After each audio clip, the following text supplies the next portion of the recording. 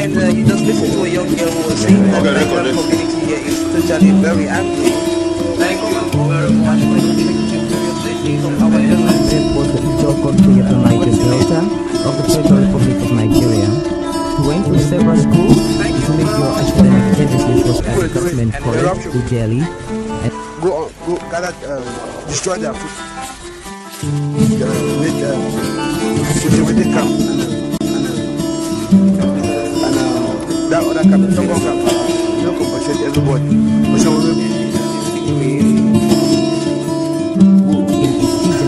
Sometimes. Today our focus will be in the style of J.P.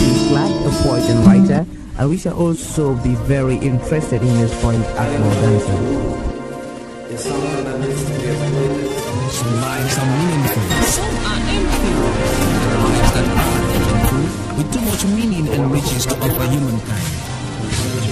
After some of these earthly adventures and more, one can still find footprints of these great lives on the pavements of our contemporary life. Good evening, you're welcome to the program Green Planet.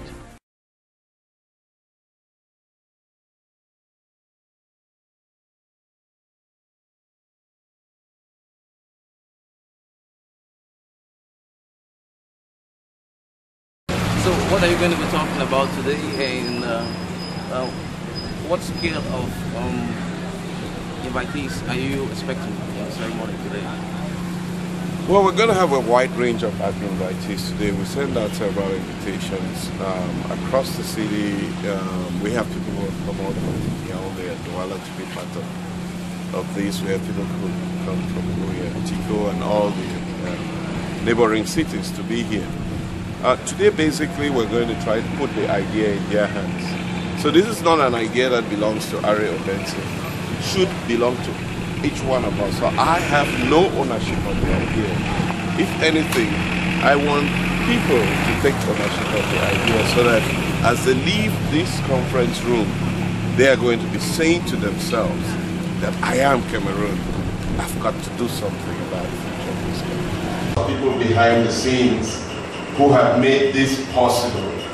We have basically just shown up here, that everything has been taken care of by the people of Limbe who believe in what this idea is. And I want to say thank you to everyone. I also want to say thank you to the friends who have come all the way from Yaoundé and Douala and Buea and neighboring cities to be with us in Limbe today. Thank you for coming.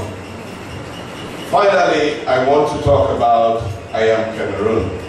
The first thing that I have to say is maybe today I speak about this idea, but at the end of the day, this idea is not about Arrey Obenson. This idea cannot, should not be about individuals or about me. This idea should be about each one of us. This idea should be about our country. And this idea does not belong to any one person. It belongs to all of us. I am Cameroon means each one of us has the responsibility for the future of our country. For too long, I have met with people as I have traveled and visited Cameroon, and we'll sit down, and all the time we've complained about what is wrong. I've traveled in the diaspora and met with Cameroonians, and all the time we complain about what is wrong. But we've never really come up with how we can solve all that is wrong with our country. And after a while, we started talking with a group of young people, Cameroonians, about how we could do something and not just complain. And so we started talking about a new beginning, how we could have a new beginning for our country. We started asking ourselves, what have we, this generation, done for our country? And if you think about it, just think about it for a moment.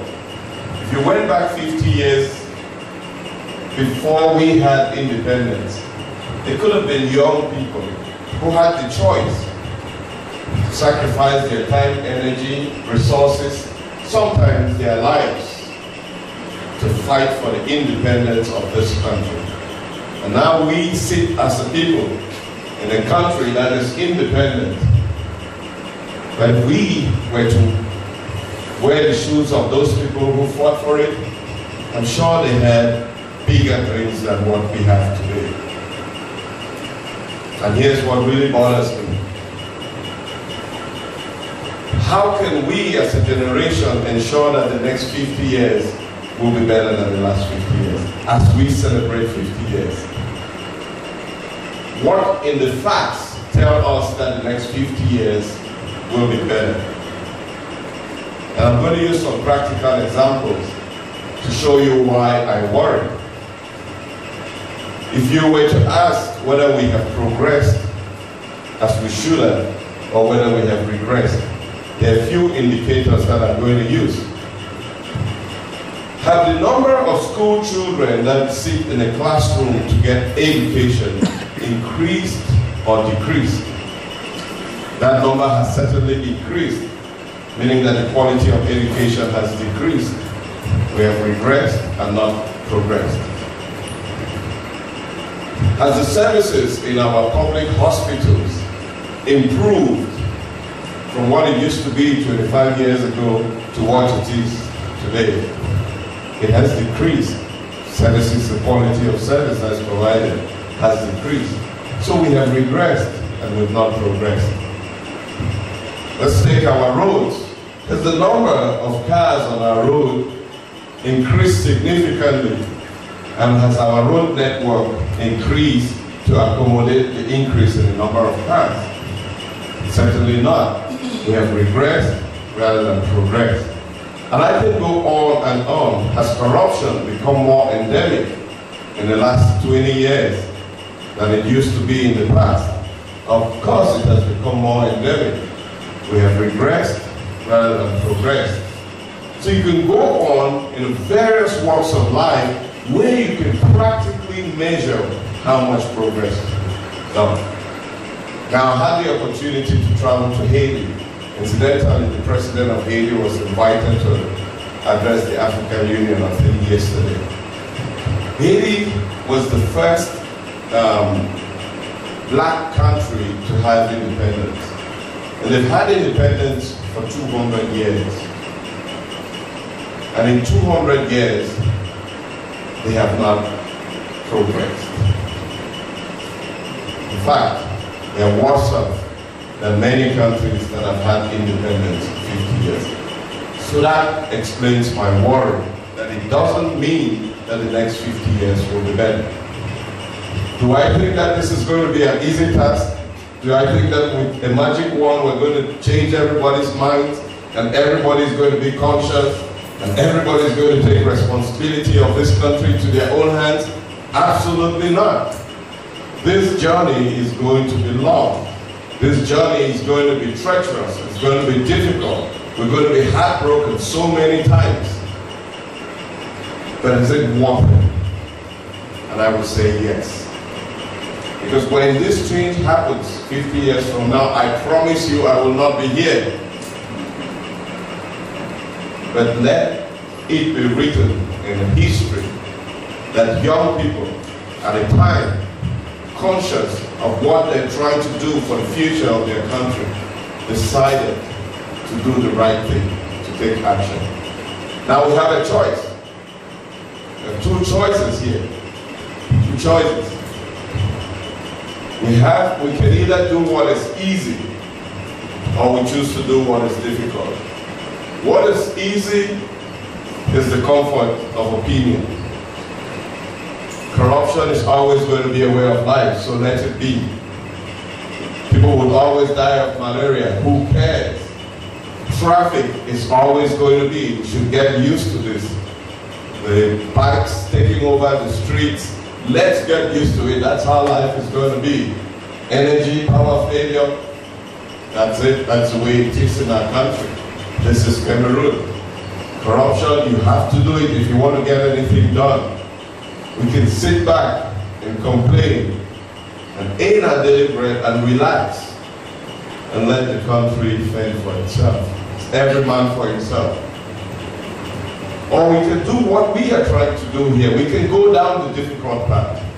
The difficult path is we challenge the status quo. We do what ought to be, not what is.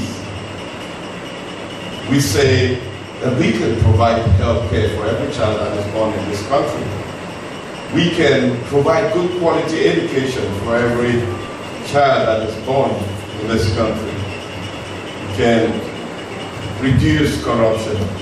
We can improve the quality of our transport network. We can provide justice where justice is needed. All of these things. And I have no illusion that we're ever going to have a perfect society, so don't get me wrong. But it can be better. And that's what I Am Cameroon is all about. It's about me assuming responsibility for the future of our country. It's not just blaming, but asking yourself, what have you done for the future of your country? So that's I Am Cameroon. That's the idea that we hope that we can inspire in those of you who are here today. And when the sun sets down in Limbe today, we know it's going to rise tomorrow. But tomorrow is only going to be different if we rise with that sunshine tomorrow and we rise as new people by doing some very simple things. When Christian spoke, he said, go do something that is simple, just like our Facebook page. Simple, everybody can do it, at least for those who use Facebook, right? Everybody can do it, that's a simple thing.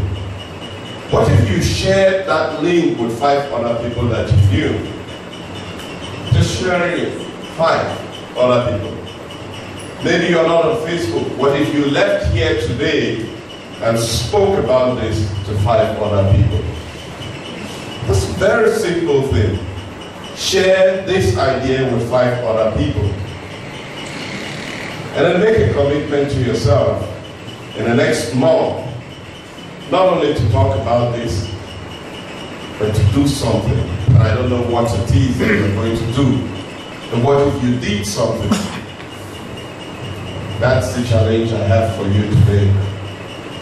And maybe we can finally change this. So I'm going to stop now, and we're going to open the floor to questions. Who has the other microphone? Okay, one guy has it. So if you have any questions, comments, we really want to hear from you, even suggestions. This is really important for us. This exercise is not meant for us to come and just tell you about this idea. This exercise is meant for everyone to take ownership of the idea. And maybe from some of your ideas, it could help us even improve the outcome of what we're looking. So if you have any questions, any thoughts, any comments, please, this is the time. Who wants to go first? Good evening. My name is Ba Ilon Mustafa. I have a suggestion and a question. The first thing I'm going to do is to suggest that if it were possible, during your next sessions and every session that you have, that use, well, I Am Cameroon, so that we sing the national anthem to show belonging to this great nation. And secondly, I would like to find out what it takes to partner with you, because I am the founder and president of a club, the Cameroon Youth Gays Club in Kumba, and we have similar ideas to make this nation be what it's supposed to be in the next 50 years. What does it take to partner with the I Am Cameroon project? Thank you very much. Good idea. The next time we meet, we're going to sing the national anthem right at the beginning. And secondly, we have the national coordinator, Mungai, who is going to be working out those partnerships. But here's what I want to say. Do not expect us to have a written document formal partnership with you. Because basically what we are saying with this idea is that everyone is Cameroon. all right? Everyone is Cameroon, and we're very careful in saying this because we really cannot exclude any one Cameroonian in this process. If we have to change it, the target is to reach every single Cameroonian for them to accept responsibility. Of course, we're not going to reach everybody, but that's the goal. Right. So, Munga, if you have anything to add? Well, just to say that I'll see Mustafa after this for us to discuss more on how we can collaborate. Thank you. More questions? In our society is that we play a blame game. And what do I mean by the blame game? If we discover a mistake somewhere, an error, or as it truly is, the people on the floor, we wouldn't try to help in picking up that paper. We always like to allocate that debt to somebody, to some other person. And in that spirit, I've also discovered that we don't have that spirit of volunteerism. Even if it is there, it is not as prominent as in other societies. So many persons are not willing to volunteer in doing some particular things. Most persons do try to look how they will gain behind it. And as being a member of the Cameroon Red Cross, I've done some little journeys, and I've discovered that volunteering is very important. And so I like the I am Cameroon as part of the message. If it could be included in the message, I don't know, the essence of volunteerism. Thank you very much.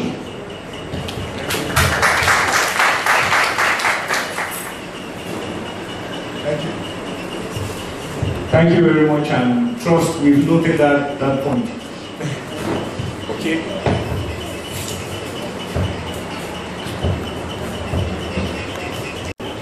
It's not a question, it's just a follow-up. I remember about 9 months ago, I was invited to do a training on a business plan seminar. And we had participants from the US for a 2-day workshop. And what I took from the seminar was one of the participants from the US at the end of the day told us that what he has noticed for his 1-week stay in Cameroon is that we Cameroonians always tend to blame the president for everything. Everything that is wrong is the president. And if we take a cue from them in the US, if something is wrong in the environment, we try to fix it. So I have a policy these days. If you come into my office and you want to complain about phobia, I send you away. If you come in my office and want to talk how to develop yourself and how to develop Cameroon, then you can come and let's talk. So anybody who comes to my office and will want to talk about how bad it is and how phobia is making the country so bad, you are not welcome. But if you are coming for us to discuss how to develop yourself and how to develop Cameroon, you're welcome. So let's give a laudable support to this project. We are open any support that you guys need. Our Cameroon, any support the project needs, we are there for you. Thank you. Oh.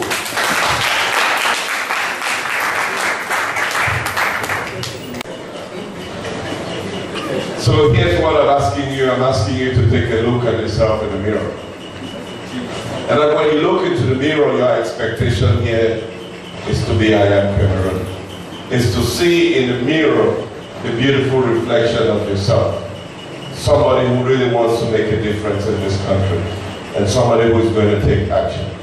And if you look into that mirror and it is not that person, and every time you're faced with a challenge, whether it's giving a bribe or doing something that's not right, I need you to look at yourself in the mirror and ask yourself whether you're being the person that you really want to be. And every morning when you wake up, take a look at yourself in the mirror and try to make the change that we really want. Thank you very much for the mirror. Secondly, we all know our destination. We know where we want to go. But alone, I cannot get there. I mean, a handful of us can get there. We need many more people to get there. So I really want to end with this exercise. Not everybody is going to be part of this. There's some people who are going to sit back and wait to watch. But as far as I'm concerned, all it takes is just one person. If I could transform the lives of one person, if I could change the mentality of just one Cameroonian, we could say we have been successful. So today, if there is one person, just one person in this room that believes that this idea can change Cameroon, I need you to stand up. If there is one person in this room that actually believes that this idea can change Cameroon, I need you to stand up. If there is just one more person in this room that believes that this idea can change Cameroon, please stand up. We are Cameroon, each one of us. It is now in your hands. Thank you very much for coming. Thank you very much. And you just listened to a young girl who was saying that the Nigerian community here is totally very angry. Thank you very much for the Secretary of our airline. This was the Ijaw country of the Niger Delta of the Federal Republic of Nigeria. He went to several schools to make your academic tendencies was assessment college to Jelly. And Go gather, destroy their food. Make situated camp.